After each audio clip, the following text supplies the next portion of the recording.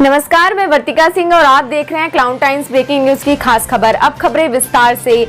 सोना खरीदने बनारस से दिल्ली जा रहे सर्राफा कारोबारी से 30 जनवरी शनिवार की रात वाराणसी से कानपुर हाईवे के हथीगांवा क्षेत्र के जहानाबाद स्थित फ्लाईओवर के पीछे इनोवा सवार बदमाशों ने ओवरटेक कर कारोबारी की स्कॉर्पियो गाड़ी रोक लिया और चालक को बुरी तरह मारपीट कर घायल करने के पश्चात स्कॉर्पियो लेकर लुटेरे भाग गए।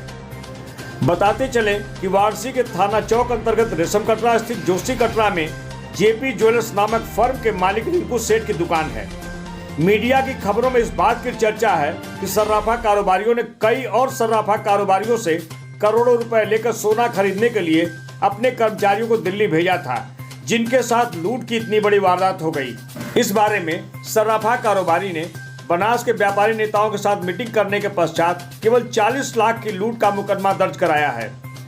भले ही सर्राफा कारोबारी रिंकू सेठ ने केवल 40 लाख की लूट का मुकदमा दर्ज कराया है, किंतु जिस स्कॉर्पियो गाड़ी में लुटेरों ने इस लूट की घटना को अंजाम दिया, उसमें सोना और रुपया छिपाकर सुरक्षित ले जाने के लिए बाकायदा चेंबर बनाया गया है, जो सवालों के घेरे में है।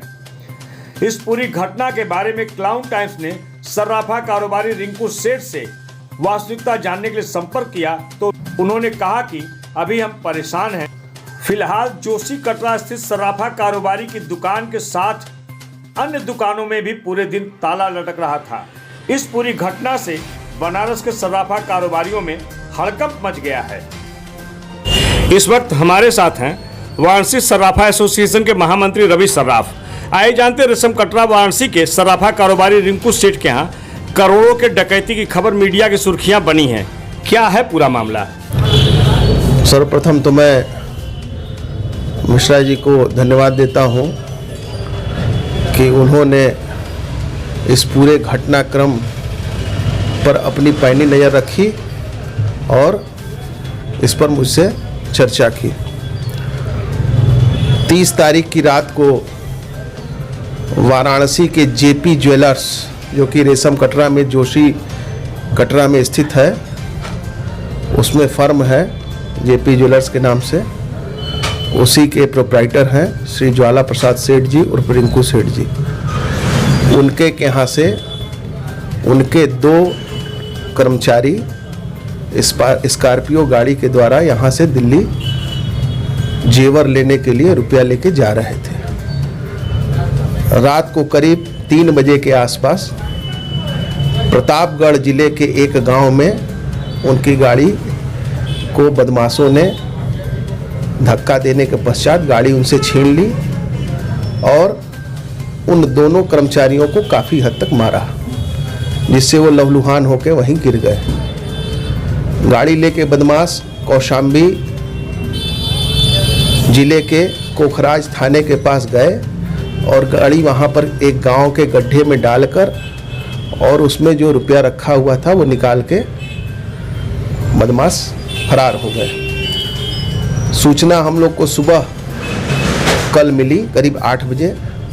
तो यहाँ से हमारे व्यापारियों का एक प्रतिनिधिमंडल ज्वाला प्रसाद सेठ जी के साथ वहाँ घटना स्थल पर गया।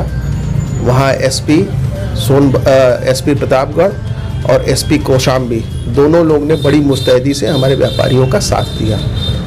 एफआईआर हो चुकी है, पुलिस पूरी तरीके से अपने कार्य में लगी हुई है और हमें पूर्ण विश्वास है कि जल्द से जल्द इस मामले का खुलासा होगा। आज सुबह एक व्यापारियों का प्रतिनिधिमंडल यहाँ एडीजी जोन से भी मिला, जिसमें मैं प्रमुख रूप से गया हुआ था। एडीजी जोन साहब ने भी हम लोगों को पूरी तरह से आश्वस्त किया कि इस घटना का पूर्ण रूप से खुलासा होगा।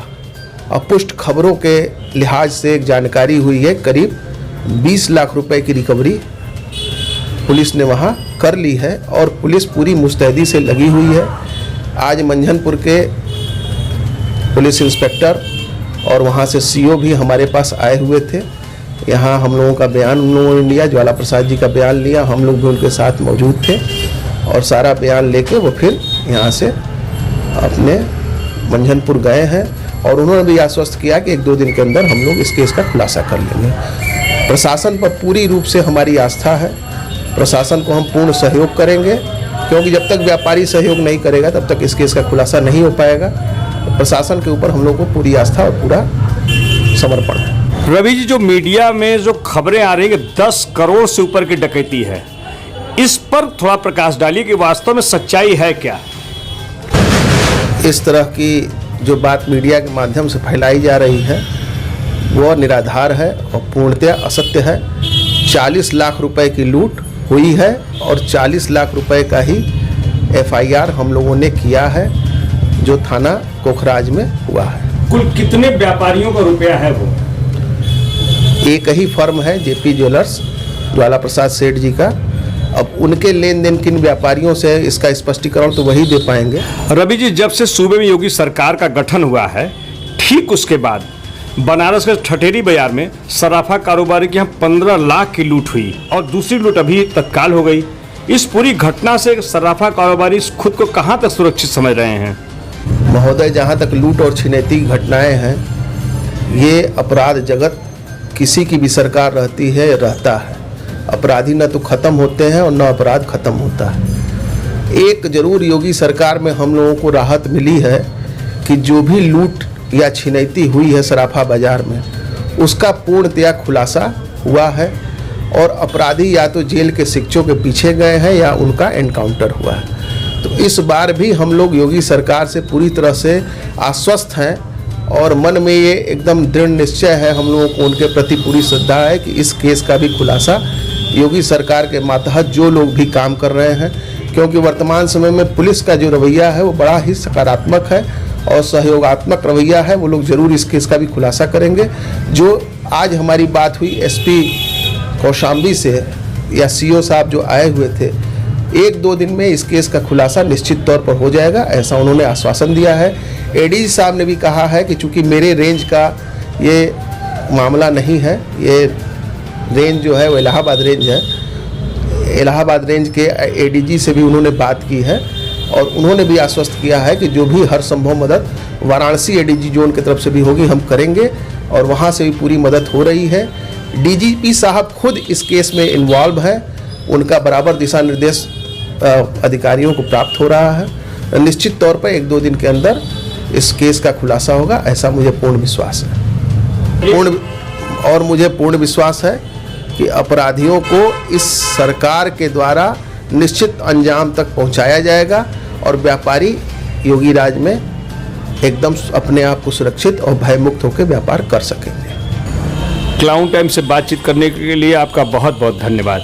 आपको भी और आपकी पूरी टीम को भी मैं अपनी ओर से तथा वाराणसी सराफा एसोसिएशन की तरफ से बहुत बहुत धन्यवाद और आभार प्रकट करता हूँ। क्लाउन टाइम्स ब्रेकिंग न्यूज़ की खास खबरों को देखने के लिए हमारे YouTube चैनल को सब्सक्राइब करें, लाइक करें और बेल आइकन पर क्लिक करें। क्लाउन टाइम्स की खबरों को अगर आप Facebook पेज पर देख रहे हैं तो हमारे पेज को लाइक जरूर करें।